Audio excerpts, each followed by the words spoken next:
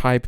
If you have edit option here, you can do that. If you don't have it, then there is no way you can change this eBay account into like a personal account, because you don't have the option to do that. What you guys need to do in this case, you want to create another account using the exact same information that you used to create your business account.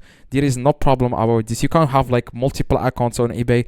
There is no problem. Just click on create an account, and then you can sign up using the exact same Gmail and stuff, like Gmail and your personal name, your personal your personal information. Okay, so that's exactly what you guys need to do. Or you can leave it as a business, because at the end of the day, you are going to change your personal account into a business account when you reach $500. Okay, so that's exactly how you can do this. Okay, so just create a new account, and you can remove this account. You can delete it, okay, if you want. But if it has sales, just leave it like that, and then create a new one using the exact same information.